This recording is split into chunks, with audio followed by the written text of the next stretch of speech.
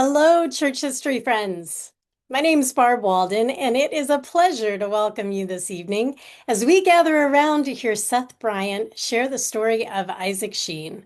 But before we dive into that church history, I want to tell you all about the latest happenings here at the Historic Sites Foundation.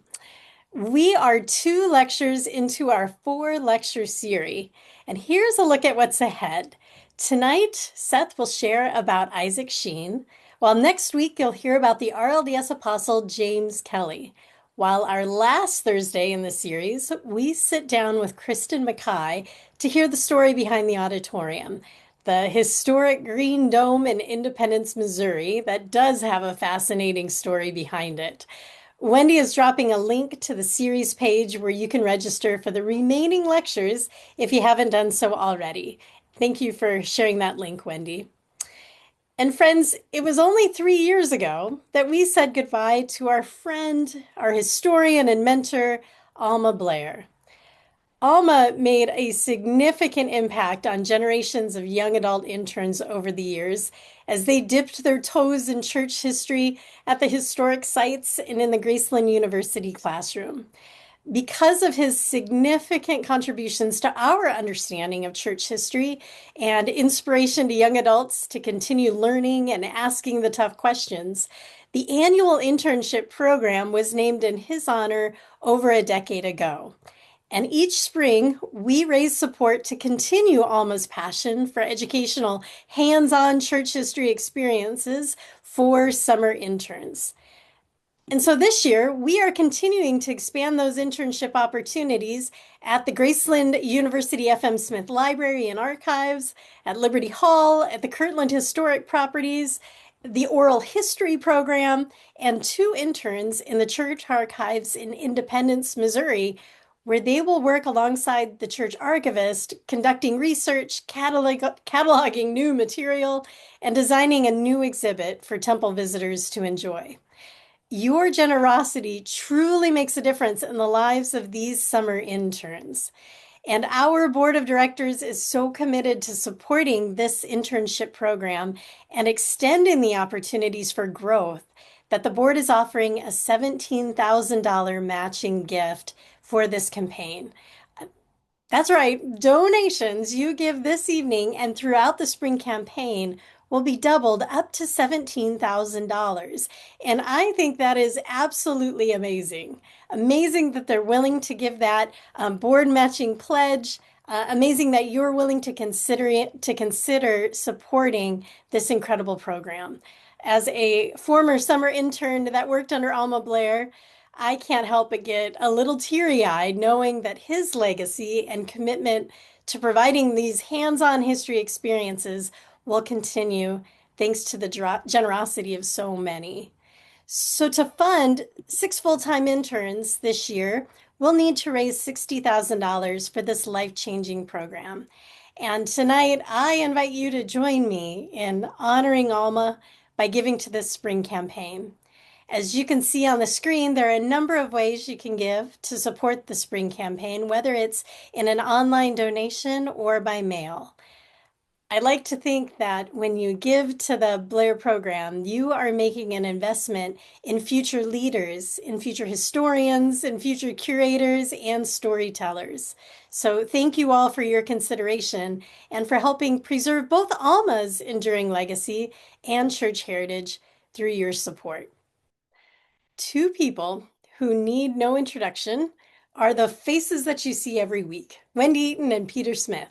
Wendy is our administrative assistant for the Community of Christ Historic Sites Foundation and co-host of the popular series Cup of Joe, sponsored by Faith Unfiltered podcast.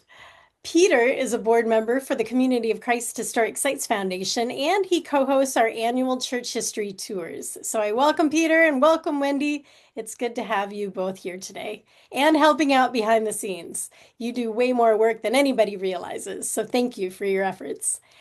Our guest speaker tonight, better yet, our guest storyteller this evening, is Seth Bryant. Seth is a familiar face for us at the Community of Christ Historic Sites Foundation as he lives in Kirtland, Ohio, and serves as the Historic Sites Property Manager for Community of Christ.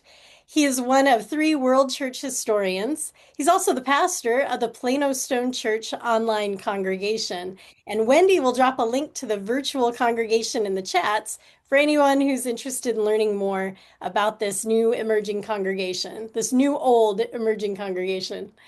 Seth is also a combat veteran who served as chaplain for 3rd Battalion, 7th Marines in Helmand Province, Afghanistan, and 29 Palms, California.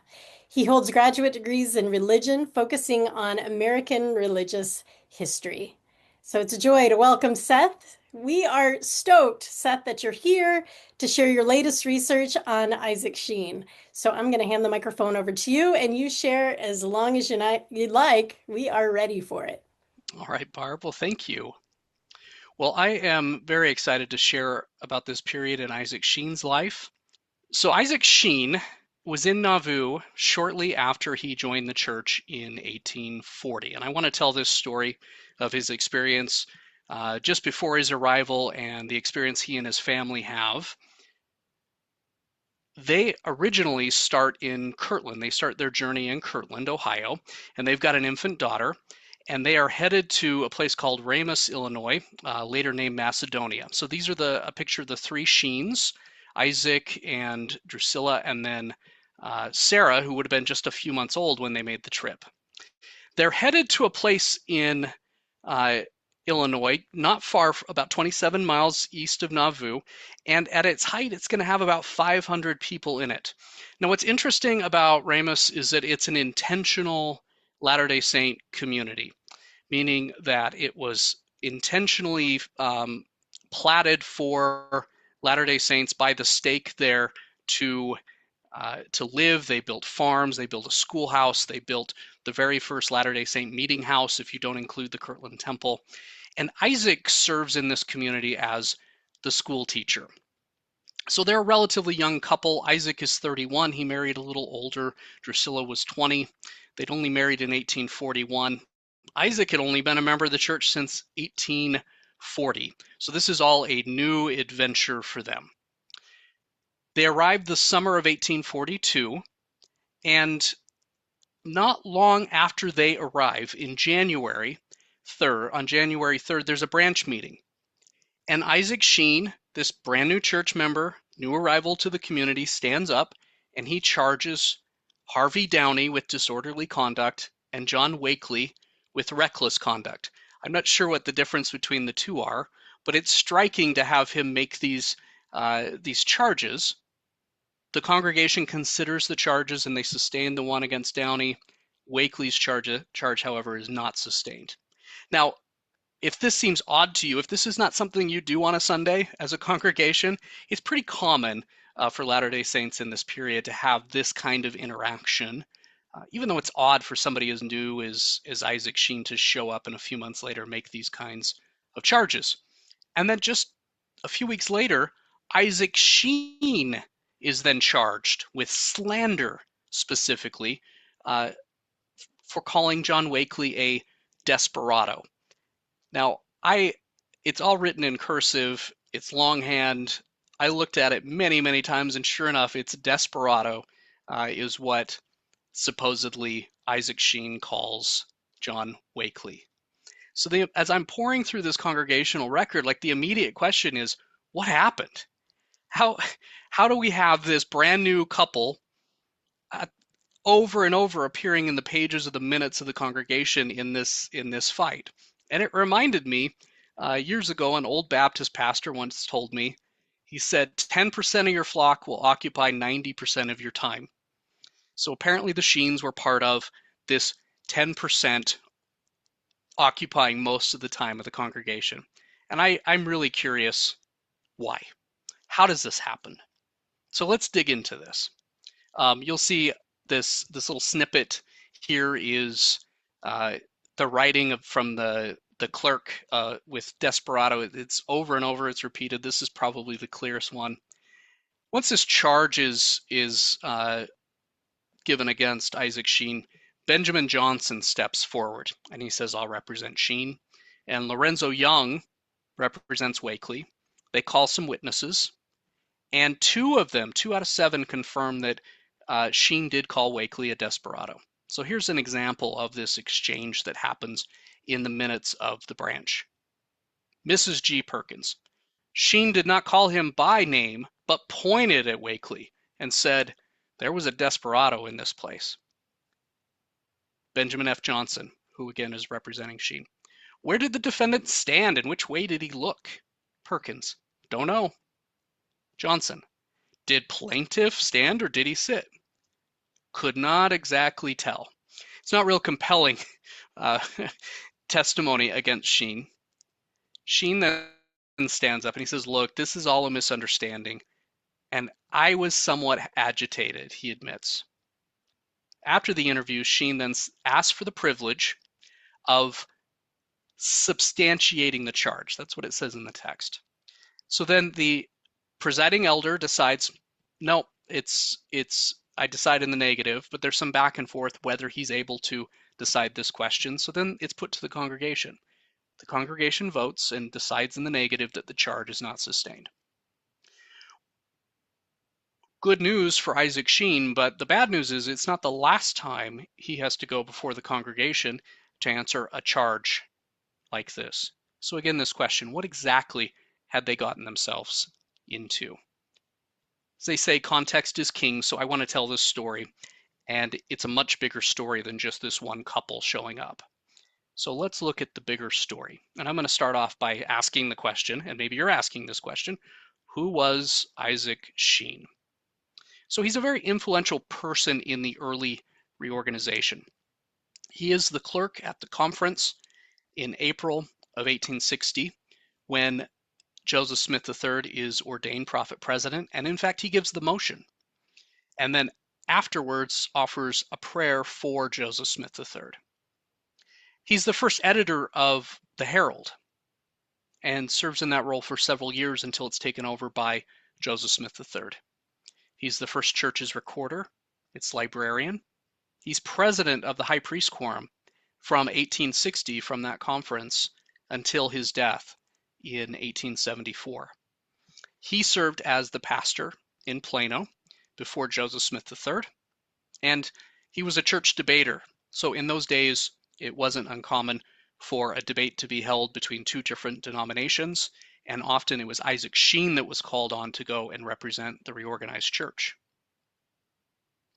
He also came from very humble beginnings. So this bridge would have been familiar to him. It was built by the Romans. It's over the River Soar between two communities, Narborough and Littlethorpe, in England's East Midlands in Leicestershire. So his family lived there, and they were stocking weavers. Now this was a difficult trade, and the area overall was economically depressed. So wool was common that was a common uh, activity, having sheep and bringing the wool in, and then a large amount of the population in the East Midlands were engaged as stocking weavers, and many of them just could not make enough money to live, so they would end up in the poorhouse. And because of this, there were riots, there were shortages on food, people were killed, people went to jail. They also had their own Robin Hood, who was also a weaver. His name was Ned Ludd. And in this mythic legend, this weaver who was oppressed broke his weaving loom in opposition to the economic oppression that he was faced with. And so these are the kinds of stories the locals are telling. Well, like many people in that place and time, Isaac Sheen decides to immigrate to the United States. He leaves in 1830, and he comes to just outside of Philadelphia, not too far from Philadelphia, because the region is a center for textiles. And you have quite a few English immigrants that are coming to the Philadelphia area for better wages, better opportunities. And he was one of them. So his congregational experiences, religion is important to Isaac. Before he leaves England, he converts and becomes a Baptist. When he comes to America in 1830, he settles across the river from Philadelphia, and he joins a Baptist congregation in the Amwell Valley. And what's interesting in this very short Baptist period in America is they're in the midst of this crisis The antinomian debates are going on. And I won't go into all the details, but it is a very heated time. And so Isaac leaves New Jersey, he goes to Pennsylvania, and he becomes a Quaker. And he becomes associated while he's a Quaker with radical abolitionists who were members of the Underground Railroad. And he actually becomes an activist himself and he helps a enslaved person to escape to Canada. So he's hiking with him and helping him to get to Canada, which of course was dangerous, illegal, but there was a moral imperative that Sheen had to do that. But again, like his Baptist experience, his Quaker experience is during a great moment of turmoil within the Quaker community known as the Hicksite Schism. And where he was at, there was a lot of fighting going on. Of course, you think Quakers fighting, it's not to the point they're throwing blows, but they could be very contentious verbally. And so he joins the Quakers in the midst of this. So far, his first two experiences with religion in the United States are pretty contentious. Fortunately, he becomes a Latter-day Saint in the 1840s, and so it's very peaceful, no problems whatsoever. And of course, I'm joking, because the 1840s are a period of high stress for Latter-day Saints, and specifically, he joins in the Philadelphia branch. Now, we know everything that ends up happening in Nauvoo in 1840, but Philadelphia is an interesting place where the branch was actually at the point of almost schisming. So it had split into two separate bodies that were meeting. And one group is under the local presiding elder, the standing elder, and the other group is being led by traveling elders. They're coming through Philadelphia, often on their way to Washington, to go petition the government, the president, the legislature. So you get Joseph Smith, Sidney Rigdon, all these apostles and others traveling through on their way to Washington. And the local elders and the traveling elders start to fight, and it causes this split within the congregation. And it's right when Sheen joins and becomes a Latter-day Saint. And so not long after, maybe a year after he joins, he gets an invitation to go to Kirtland with a missionary that had helped convert him by the name of Almon Babbitt. Babbitt had been one of those traveling elders on his way to DC. At that point, it wasn't called DC, but you get the idea. And so Almon says, come, join me, let's go to Kirtland. I've actually been called as the stake president there. And I don't know if he said, let's get out of Philadelphia, but I could see why he might say that based with all the issues going on there. So a little about Almon Babbitt because he figures into this story very large. Almon's originally from Massachusetts, but his family had moved to Amherst, Ohio, and he's converted in 1830 by Parley P. Pratt. So Amherst had a number of people who had been following Sidney Rigdon, Pratt included. And you might remember Parley P. Pratt was sent on a mission to a population they called the Lamanites, was not successful in converting any Native Americans, was highly successful in bringing Sidney Rigdon and his followers into the Latter-day Saint movement. Well, Almon Babbitt and his family, these are some of the followers there in Amherst that had known Parley P. Pratt before he had left and are making this reconnection and joining the church through it. And then Babbitt is sent almost immediately after he joins, is sent on a mission himself. And he joins his good friend, who's also an Amherst resident, Joel Hills Johnson. Joel had moved to Amherst and left his family, his parents and younger siblings that were still at home in Pomfret, New York. So both Almon Babbitt and Joel Hills Johnson go to New York to talk to the Johnson family, and lo and behold, they're converted. And so all of them join the church and they all move to Kirtland. And it's so successful in terms for Babbitt that he ends up marrying Joel's sister, Julia Ann Johnson, in Kirtland in 1833. When I was a Mormon missionary, we called that flirt to convert, and that happens over and over. We'll see that pattern again here in just a moment. of these connections that are made, family connections that are made through the gospel. So now the Babbitts and the Johnsons are connected through marriage. Babbitt goes on to get a law degree, and he is representing the church in Washington, becomes an important figure for the church. In 1840, I mentioned that he went to Philadelphia, converts Isaac Sheen. Then he's called to be the stake president in Kirtland, travels with Isaac Sheen to Kirtland. Now, the idea was Babbitt was charged with helping the members in Kirtland who hadn't gathered to Missouri yet. And at that point, they were going to go on to Nauvoo, but those who hadn't gathered, he was supposed to help them to prepare themselves. It was English immigrants who maybe ran out of money on their way to Nauvoo. It was the poor in Kirtland. Martin Harris was included in that group. There were people in Kirtland who just simply couldn't leave.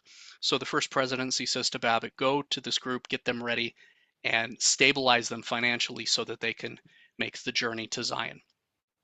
Well, he does that, or he starts to build up Kirtland, but he kind of forgets the part of we have to go to Nauvoo.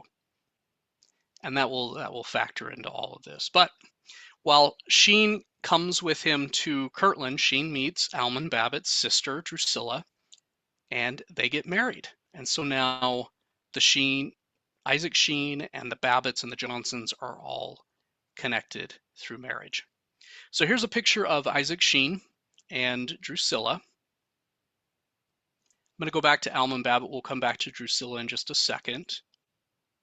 So a little more about Drusilla's brother. As I said, he's a church lawyer. He's also becomes a political official in Illinois and then in Utah. Now, he is often at odds with church leadership. So he becomes this beloved figure for faithful Mormon histories to use as a cautionary tale. Like, don't be like Almon Babbitt, right? He had all these opportunities, all this skill, but he just couldn't support the church leaders, and look at all the problems that it created. He's important enough in the history of the church that he's at Carthage the day that Joseph and Hiram were killed to provide legal advice. He lets them know through a courier earlier, it's actually through John Smith, Joseph's uncle. They ask, can you come and help us with our legal situation? And Almon replies, you are too late. I'm already engaged on the other side. So he's just a very interesting figure, right? In 1853, he becomes the first secretary and treasurer of the territory of Utah. And again, in another instance of him not maybe looking out for himself first, he was actually supposed to be in Washington petitioning for the territory of Deseret to become the state of Deseret with Brigham Young as governor. Instead, he ends up with the position of territorial secretary. In 1856, he's killed en route between Utah and Washington, killed by a Native American. And after his death, Brigham Young meets with the territorial legislature, tells the body, if Almon Babbitt were here, thank God he is not, he would have found fault with everything. I think that quote tells us everything we need to know about. This is a person who is very much needed to untangle knots and to do the business, a difficult business of the church that others can't do, but he's difficult to work with.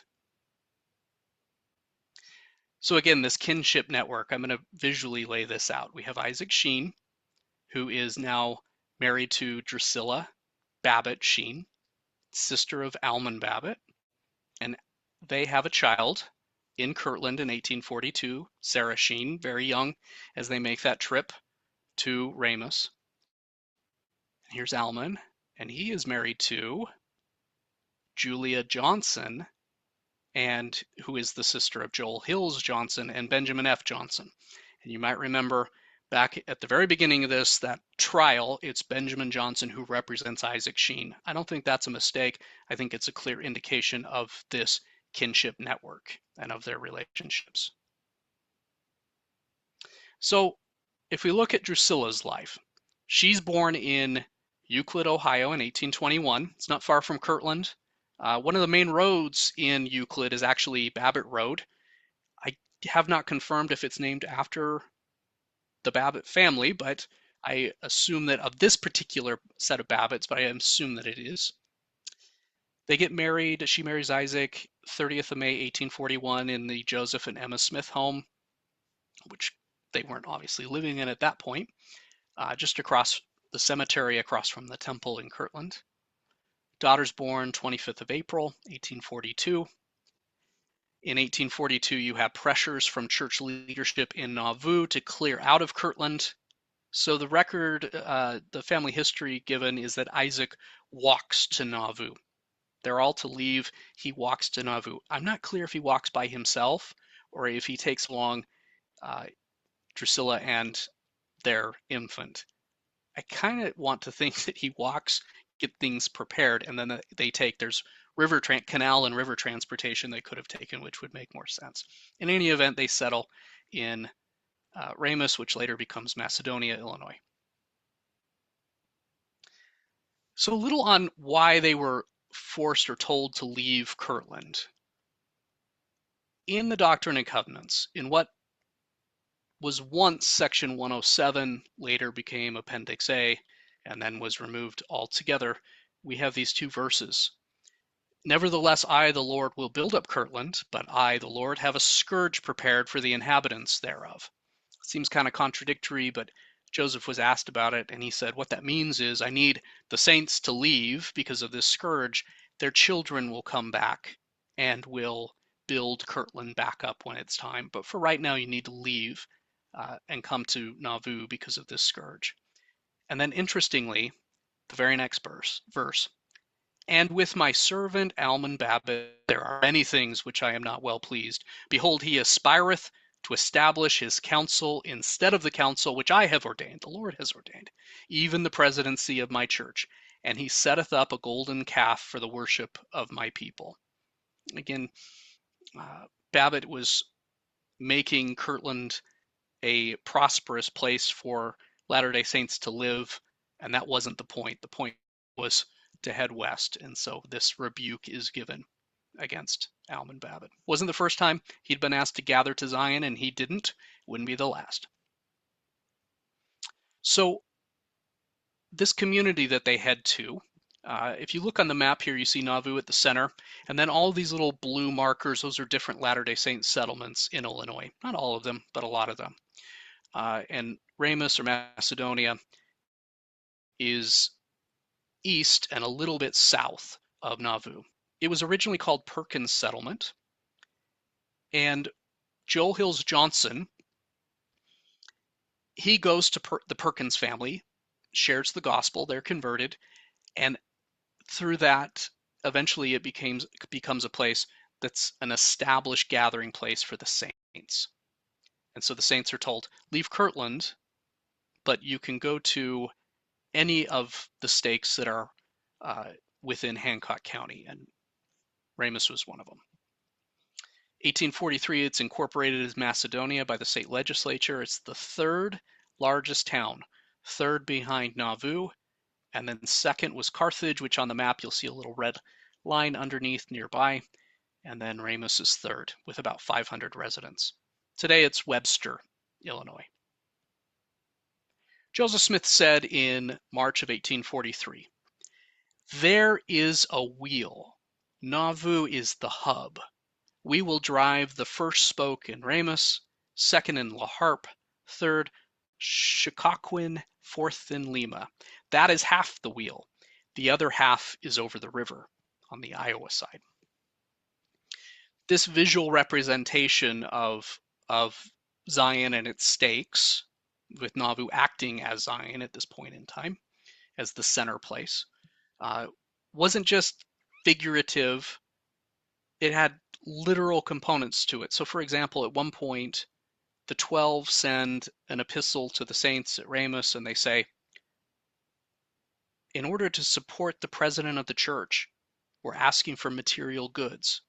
Will you provide them? So that then he doesn't have to worry about taking care of himself and his family, and he can focus all his energies on serving as president of the church. And 4 or 5 wagons are filled and they are sent to Nauvoo at the center. So there's this relationship between them that could be material, it could be in terms of leadership, but it's a way of organizing the saints in a logical manner to for safety, for security, for their mutual benefit. It also requires, though, that folks like Alman Babbitt don't have their own program that they're running. They need to follow this plan. Here's an aerial view taken from Google Maps of what it looks like today. You look in the bottom left-hand corner, you'll see Webster. You'll also see a marker for that first building, meeting house that was built by the Latter-day Saints. The foundation is still there. Then up in the top right-hand corner, you'll see Fountain Green. That town predates the establishment of Ramus, and these two communities, they were neighbors. They shared in goods together. They shopped at each other's stores. There also was political tension between them. There were Latter-day Saints that were in Fountain Green, but for the most part, Presbyterians, Catholics, others were there. And it was friendly until it wasn't. And political tension, and then all of the fallout of the events of the death of Joseph and Hiram, and then beyond that, the exodus from Nauvoo, all of that plays into this tension between these two communities. So I was out there, I was in Webster just a few weeks ago. These are some pictures that I took. Some of these homes may date to that period. Across the street from the previous picture is this store. There's elements of it that clearly are not 1840s, but it's possible that this is an 1840s structure, the central portion of it. There's a nice marker that was placed by the Mormon Historic Sites Foundation that's there on that main stretch. If you make it out that way, I encourage you to go visit.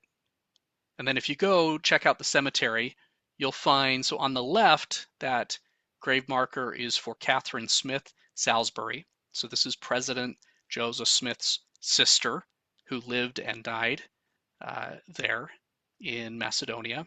Ramus, Macedonia, Webster, all the same place. And then in the center, we have the wife of Joel Hills Johnson, Annie Pixley Johnson. And then the far right are the Perkins, Ute Perkins and Sarah Perkins, who were the original settlers there that were converted, the first family converted along the Crooked Creek area. This picture here, this is actually where the meeting house was at, not the current structure that you see on your left-hand side. That's a later church that was built and has since been abandoned, but it was built out of materials from the Latter-day Saint meeting house that stood to the right. And there's a door that's been placed there by the property owner to indicate where the meeting house was at, and that's the front door, and the foundation is there, which is hard. It's hard to see at this point, but there's markers that have been placed in the four corners, and I was able to go and measure and just take a look and see what's there. And the thing that struck me the most is just how peaceful it is. So I'm going to play a video that I took.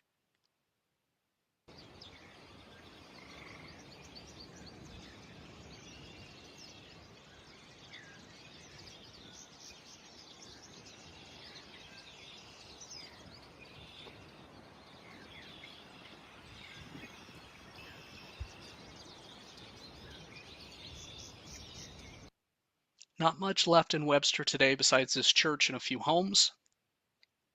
If you can imagine that field in the video, all those fields just filled with streets, homes, businesses, mills, a church, a school where Isaac Sheen taught. So here's Platt. Church is in that 17 block, so that's about where I was standing, where the video was taken. The newer church would be about where the public square is at, I believe, and the schoolhouse is somewhere in that public square. Around 500 people live there. The two key families in Ramus were the Johnsons and the Perkins, which there's a really great article by Susan Sessions Rue. She writes, not surprisingly, the Perkins and Johnson families were the backbone of the branch. Members of the Perkins family were already spread out on the Crooked Creek lands before the Saints entered the county, and Joel Johnson's mother and 7 of his siblings joined him in Ramus. And I would add to that, that extended Johnson family included Julia Johnson Babbitt and her husband Almon, and Almon's sister Drusilla Babbitt Sheen and her husband Isaac, and their daughter Sarah. So the picture here, those are five of the Johnson family sons, with Joel Hills Johnson front row center, and then uh, to his left would be Benjamin F. Johnson, seated as well. So all of these people in Isaac Sheen's kinship network, with the exception of Ezekiel Johnson and Ira and Nancy Babbitt, but the majority of them all settled in Ramos. So when Joel Hills Johnson gets to the area, he establishes a sawmill. He also had built a sawmill in Kirtland for the temple. There's a branch that he establishes that becomes a stake with him as president. William Perkins in the bishopric, again, the two key families, the founding families. The stake itself lays out the town. And Joel Hills Johnson puts an article in the Times and Seasons and calls on the saints to move there. He describes it filled with mechanical shops and mills and a schoolhouse and a church and farms. And then the idea was that if you move there, you were reimbursing the stake who had purchased lots from the old settlers, especially the Perkinses. So the stake had not literally paid the Perkins family yet, but they would take the money from this new arrival, and they would then act as a pass-through and give the money to the Perkins family. So on paper, they held the title, but they had not made payment on it yet. So you're relying on the stake to faithfully get the money to the people who sold the land to them. Okay. Now, if everyone is honest, there's no problem in that, but obviously issues arose in how they were settling the land and in gathering the funds, where the funds were going. So 1840, this is an image from the minutes for the Macedonia branch, and it has Joel Hills Johnson elected as the first president, and then his counselors, and then you have the bishopric, and then at the bottom, resolved that a committee of 4 persons assist the bishop and his council in looking out for a suitable location for the town. So when they find the location, it's not far from where the Johnson sawmill was at. They purchase the land, saints start to come in, and at first everything seems great. Joel Hills Johnson writes, during the winter and spring of 1841, while our town increased rapidly, and love and union seemed to prevail, and peace and plenty filled our hearts with joy, but in the latter part of the summer we began to discover that false brethren had crept in. And to his horror, one of these false brethren was his first counselor in the first presidency, as well as one of the bishops in the stake, both of them being officers, ranking officers in the Nauvoo Legion. So he confronts the stake after the Legion had mustered in Ramos, and there was drinking and other issues going on. So he stands up and he says, look, this shouldn't be. And from his history, it says, whereupon the bishop arose and ordered me to desist, declaring that I should not preach upon that subject. I told him if the church had appointed him to preside, that I would sit down and let him go ahead. If not, to sit down himself and pay attention to his own business. Upon which my first counselor arose and declared that they had heard what I was going to preach upon the subject and had come to stop me. So we have a power struggle. We've got serious issues going on, and this could just be Joel Hills Johnson, and it is his viewpoint. But as you read other records, they all triangulate to there is embezzlement going on, with the money being given to the stake doesn't quite make it to the Perkins family to pay for those lands that the saints are settling on, or to the other old settlers that the church, the stake, had purchased land from. So a little bit later, a couple weeks later, the High Council meets, and the bishop tries to take over the meeting.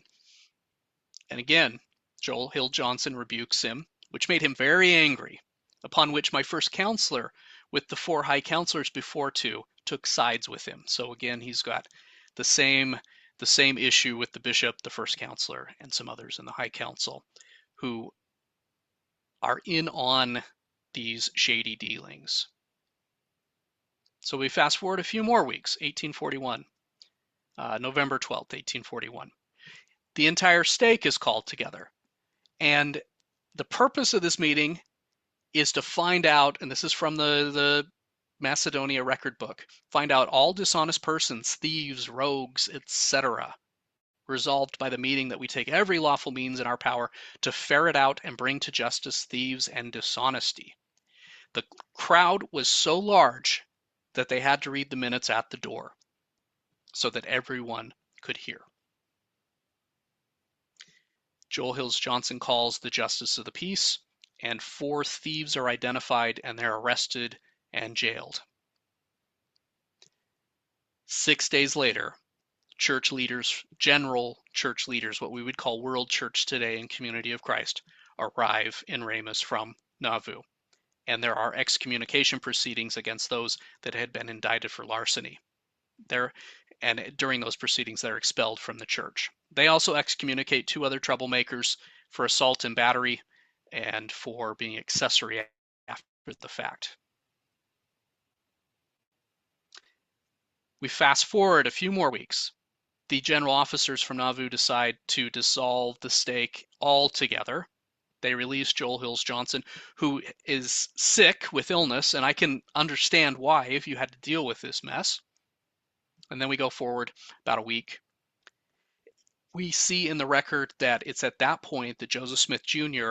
begins to receive ownership of properties in Ramus as trustee in trust for the church, i.e., the stake messed it up royally, and so the general church, the world church, steps in and takes over the ownership of the lands and the settlement of saints at that location. So we fast forward into 1842.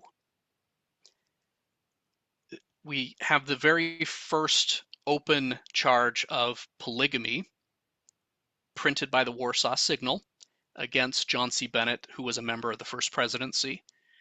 He was also the mayor of Nauvoo. He was also a commanding officer, a general in the Nauvoo Legion. So this is a serious issue for the church. And it's just after that that the Sheens arrive. It's a very charged environment. Into 1843. This is when Isaac Sheen makes those charges. And then January 23rd, Isaac Sheen is charged with Benjamin F. Johnson, connected through marriage in his kinship network, representing him at the trial. Not long after that trial, Joseph Smith Jr. is talking with Benjamin F. Johnson and others on the subject of building a meeting house in Ramus, out of church property. And this is from his journal. It says, I told them that the property of the church should be disposed of by the direction of the trustee in trust appointed by the voice of the whole church, and made the following comparison. There is a wheel. Nauvoo is the hub. So you recognize this.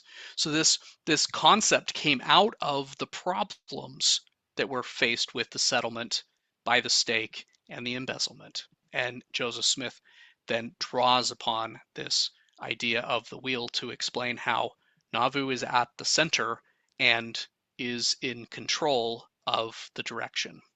Everything hinges upon the hub of the wheel.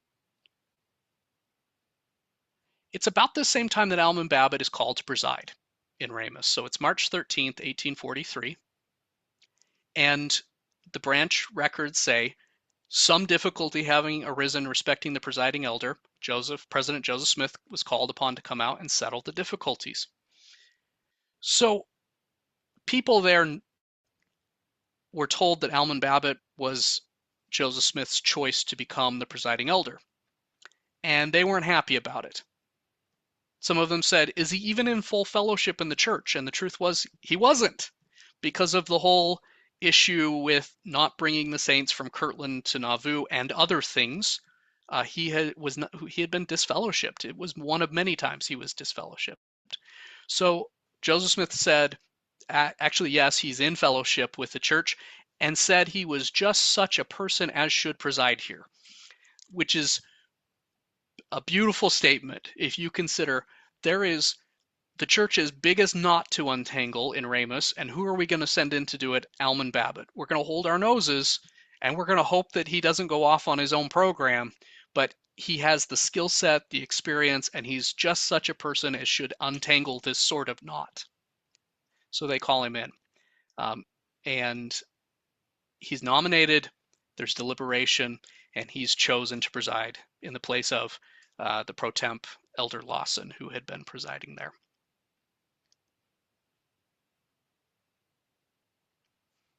After Babbitt becomes the presiding elder, you get one more Sheen trial. It's a year later, 1844. There was a trial where Joseph Ketchum and his wife had been charged with traducing the character of Drusilla Sheen. And you think, how is this a Sheen trial if they were saying mean things about her? But both of them, Isaac and Drusilla, get disciplined for manifesting an overbearing spirit during said trial. Drusilla figures things out within 3 weeks. She gets full fellowship restored. Isaac takes a full month.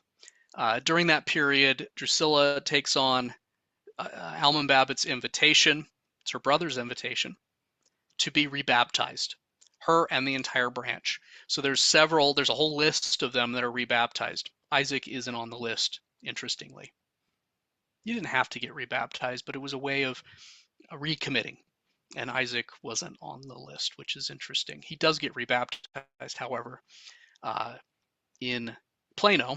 Even though he was accepted on his original baptism, he chooses, like others in the early reorganization, to be rebaptized. Something we don't do anymore, but they did back then. As all of this is playing out, there is growing tensions, larger tensions with Fountain Green and with nearby Carthage. The Latter-day Saints are voting in bloc, which is upsetting their neighbors in Fountain Green, meaning Joseph Smith would tell them a candidate to vote for, they would vote for that person would win, and the neighbors would be upset that it was undemocratic, which it is. There's also these rumors and accusations of polygamy. The Johnsons were involved in polygamy at Ramus is now Macedonia, and Almon Babbitt was a member of the most inner circle of Joseph Smith called the Council of 50. He actually advised Joseph to destroy the expositor, which is fascinating. But he's also involved in polygamy a little later on, but in 1846, Almon Babbitt was sealed to a second wife. So you have these tensions with the neighbors, but there's also these internal tensions, and Isaac and Drusilla, it seems very unlikely that they were unaware of what was going on with their family members, especially based on the decision that they make. So at the height of these tensions, the Nauvoo Legion, there's companies of it in Macedonia, are called to Nauvoo. They end up going, they're fired at, but no one is killed. Joseph tells them, never give up your arms, but die first. Of course, it isn't long after that, a few days after that, Joseph and Hiram are killed.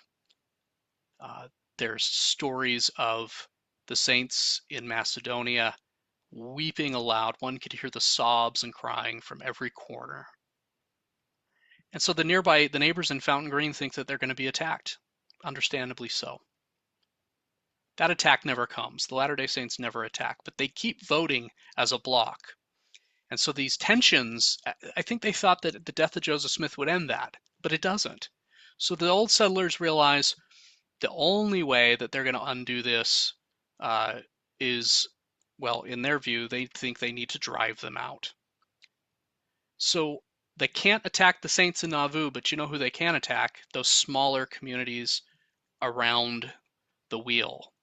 So in Morley, September of 1845, Morley's settlement is burned. In Macedonia, news came that the mob was raging and burning houses in all directions. You have a call to arms given after the death of Franklin Whirl, and the mob gathers in Fountain Green. So the bishop there asks for reinforcements from Brigham Young immediately. By the time all of this ends, 150 to 200 Latter-day Saint homes had been burned and several men had been killed. 1846, it's clear they've got to go. And so many members of the branch end up moving west to winter quarters, later known as Council Bluffs. Members of the branch who were followers of Strang were being cut off. So elders were going around and visiting families. If you were a follower of Strang or you didn't support the 12, you were being cut off. We have the surrender of Nauvoo in September of 1846, and then into 1847, that's when Macedonia is renamed Webster as a way of restarting things now that the Saints, most of them have gone to winter quarters. But Isaac and Drusilla Sheen did not go to winter quarters. W. Blair says at the time of the martyrdom, Sheen took decided grounds against Brigham Young and the 12. He was always an uncompromising and outspoken opponent of polygamy. In 1846, they located to Cincinnati, Ohio, where he remained till 1863, when they removed to this place, to Plano, Illinois. So I have to wonder, if the Sheens hadn't been caught up in this mess that was the settlement of Ramus and the embezzlement going on by stake leaders, would they have gone west with their branch? If they hadn't been gone through all those church trials? Maybe not. Because if W. Blair was right, then Isaac Sheen was aware of polygamy and opposed to it before the Nauvoo Exodus. He had the right kinship network to know that there was something going on.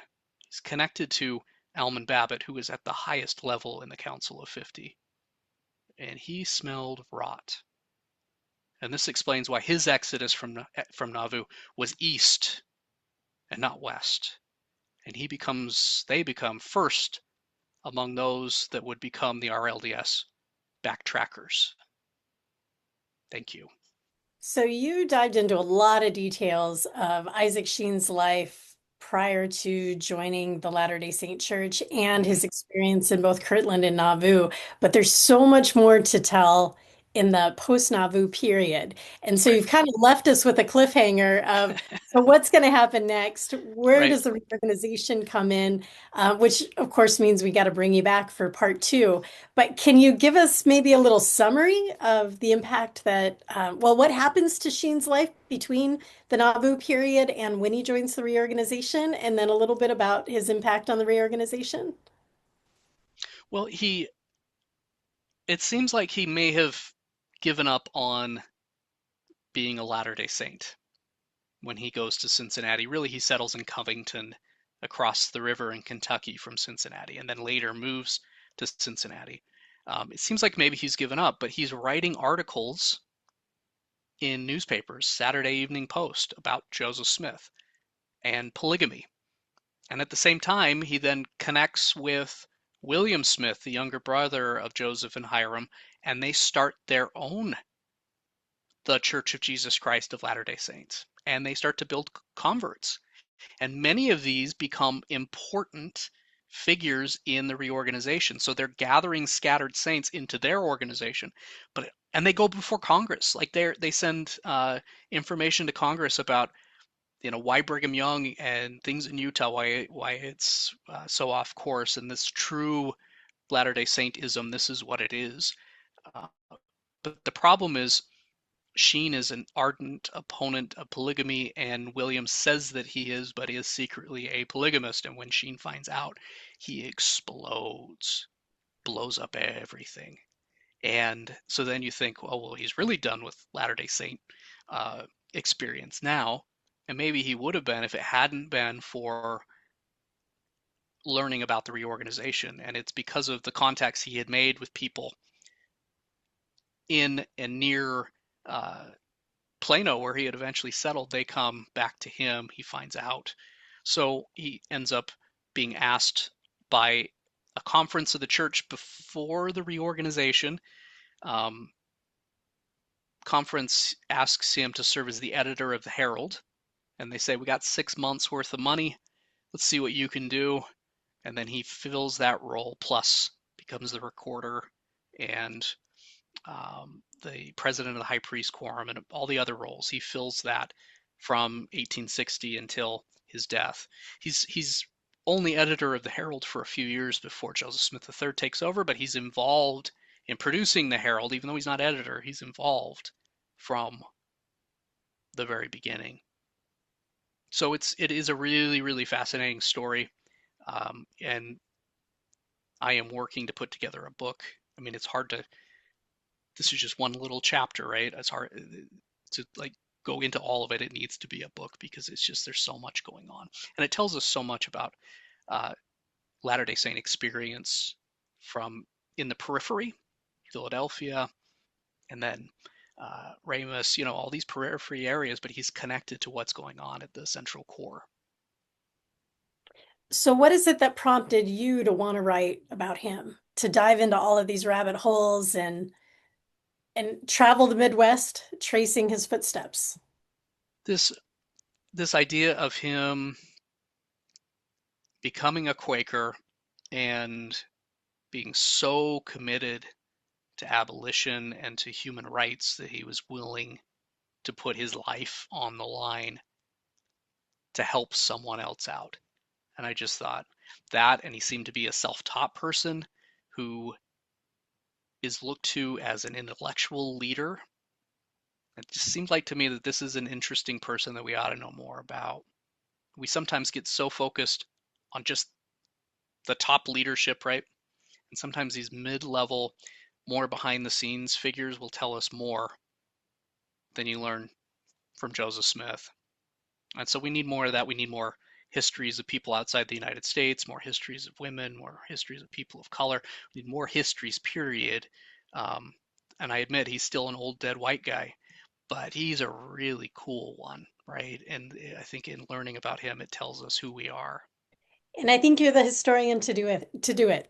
You're right. We have a lot of work to do, a lot of research to do, but it sure helps having someone like you who can dive into the details and all of the historical material that sheds light on who Isaac Sheen was and the impact that he has on future generations. So thank you so much for carving out time tonight to share with us your latest research. And we're looking forward to having you back to learn a little bit more about Sheen's role within the reorganization, hopefully more about his actions as an abolitionist.